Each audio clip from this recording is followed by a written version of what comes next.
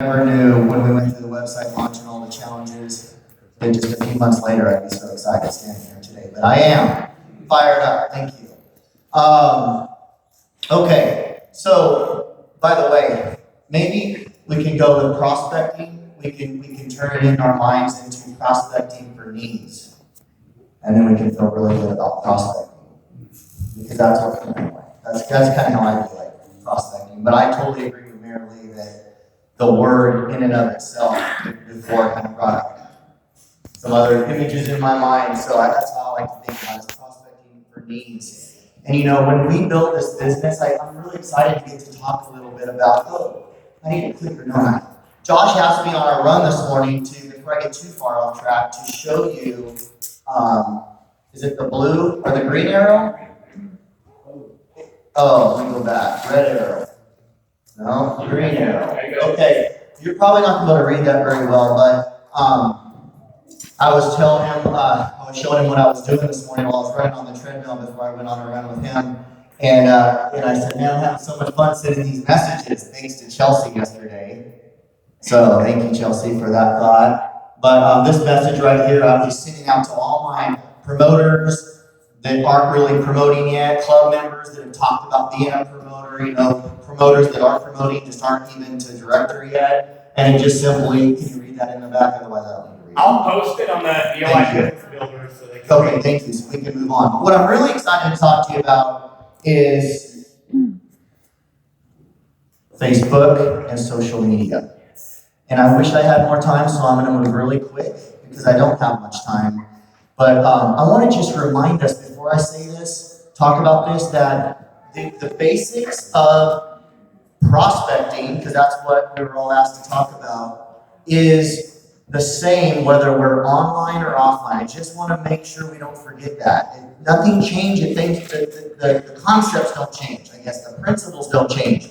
What is prospecting? It is just connecting with people. It's the inviting formula. It's discovering needs. It's inviting them to look at a solution and following up, right? I mean, that's the same whether I meet someone at the grocery store or I'm communicating with somebody on social media. Same thing, nothing changes. So just don't forget that. By the way, some ways I found really helpful. It's, again, you're going to say, yeah, I've done this in a grocery store line or whatever. But online is, so let me back up. So just to keep in mind that regardless of the resource or the tools or whatever, if we're not starting new conversations with people, we're not building our business, period. Let's just keep that in mind. Okay, so we're going to start conversations. We need to be turning over rocks. Hey, does this person have a need, or a perceived need that I can help them with? No? Okay, great. We'll keep the relationship going and we'll move on to someone else.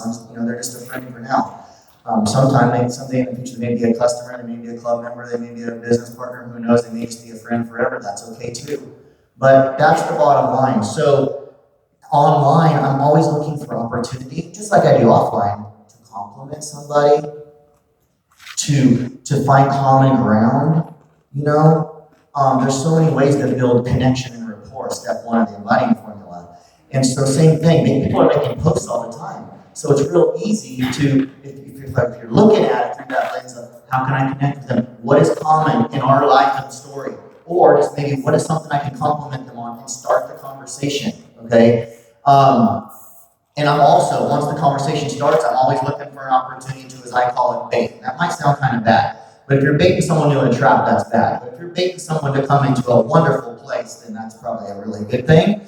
But what I mean by that is I'm always looking, as I'm in conversation with someone on Messenger, through audio messenger, on the phone, in person, however we're doing this, I'm looking for an opportunity without being salesy to throw some information out there, pique interest, okay, if you like that better, pique interest, so that they have an opportunity to jump on that and say, oh, well, what is it that you do? Or, oh, why did you go to Hawaii? Or what? But I got to give them something to give them the opportunity to ask me the question I want them to ask me. And they don't always do it. That's okay. We just keep having conversations and building relationships in the process. So I wanted to cover that. Okay. Also, I think, when we talk about, no, I'm not talking about what other people don't do. I'll tell you what I do. I like to take advantage of opportunities, online and offline. Well, there's a lot of opportunities out there to start conversations online. okay? I'll give you a quick example. A high school friend of mine I haven't talked to in 30 years. Somehow we connected on Facebook. I don't even remember how long ago now. Made a post celebrating 15 years, holding a plaque, holding her award for 15 years of employment at her company. So I'm like, boom, jump on that. I like it, I comment on it, but I didn't stop there. That's nothing. Then I jumped over on Messenger and I sent her a private message. Hey, so-and-so, congratulations on your 15 years, compliment. You must love what you do because that's a long time to be at a particular company. You started a conversation. She signed up last week. So it's, I'm looking for opportunities. People send you friend requests, you just accept them. If you send someone a friend request and they accept it, you just send a friend request, or do you also send a message with the friend request? I never send a friend request without a message. I never accept a friend request without sending a message.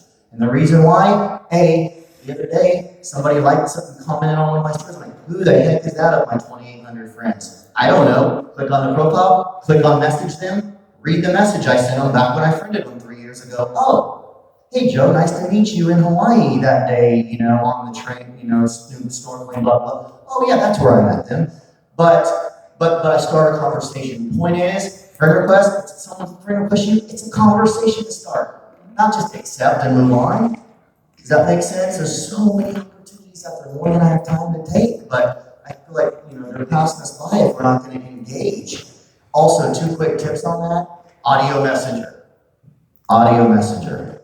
Man, I don't want everything in audio because it's just not good, and you can't go back and read what you said to them. You have to listen to it. But a little writing, a little quick message, audio message, a little both. You get info tone, it's almost like a phone conversation without a phone conversation, but it's the convenience of messaging. So if you're not using audio messenger, I think we're missing out on an opportunity in the midst of tech, messaging people. And I also then will say, even though I do a lot of stuff online, and of the signups we had in the last 90 days, I would say probably half were from online and half were offline. So it's not like it's all one or the other. I will say this, that when I'm in message mode, my goal is to get them on the phone. It's comment and like, it's move to Messenger as soon as possible, it's to get an audio message in or two as soon as possible. It's great question. I just had to mention a great question. How about Sunday at 1 o'clock when I'm in the airport? Can we, I've got an hour right in there. Can we hop on a phone call for 5 minutes and I can answer that a little better in person than on the phone and that. And now, we take them and go get them signed up, or whatever the next step is. Okay. Before I get to Facebook groups, last thing. I think our profile, there's a lot, we can deep dive on any of these topics, but our profile is very important. We went snorkeling Thursday morning, met an Ironman triathlete, and those that were with me noticed we didn't build a whole lot of, built a little rapport very quickly. I don't know much about him, he didn't know much about me from Oxford, wherever that is in Europe, England, wherever. And I said, hey, we got to connect because when you come to Nashville, if you ever do, you probably will never come to Nashville, but when you come to Nashville, we got to connect because, we'll connect because we like to do triathlons together, right? We've got common ground. So we're Facebook friends, right? So I go, I hand him my phone here, put it in your name and we'll do this. So we're connected. What's my point? Oh, what's the first thing he's going to do? Probably, he's going to go to my profile. Who is this guy? Who is this guy? What does my profile tell him? It doesn't tell him I selects. Because if it did, all of a sudden now, 9 out of 10, if not 99 out of 100 would be on the defense, and our relationship is from the beginning. Oh, that's why he friended me. I wonder why that guy friended me. They aren't even knew me. So your profile is everything, okay? That's all I can say about that right now. Facebook groups. Why Facebook groups? Why am I so excited about it? Well, you heard Michael just share one little story. I'm hearing story after story after story. We had this vision for Facebook groups and how it could take Neo-Life and, it could be a tool in the arsenal of tools to take us where we all want to go a whole lot faster, a whole lot easier, a whole lot more duplicatable 2 years ago. So set up the Facebook group a couple years ago, but really didn't start using it until May. In May, we randomly had about 1,000 members in the group over 2 years of not doing much of anything with it. Maybe because I had Neo-Life in the name, I don't remember how that even happened. But from May to August, went from 1,000 members to 2,000 members. members, and now we're over 2,600 members, and things are going, okay? Things are rolling. So why Facebook groups? Let me tell you why. Because it's proven. It's proven. I have a friend who's in another company who's built 99.9%. I'm not at all advocating putting our whole livelihood into Facebook and let them control us. I'm just saying it's a great tool in the arsenal of tools, okay? But they put their whole livelihood into Facebook groups. 99.9%. In 5 years at the company they're with, him and his wife, they are doing about 3 million PV a month. They're making a couple $100,000 a month, and they never have to leave their house to do it. I don't want that, but I want a little piece of that.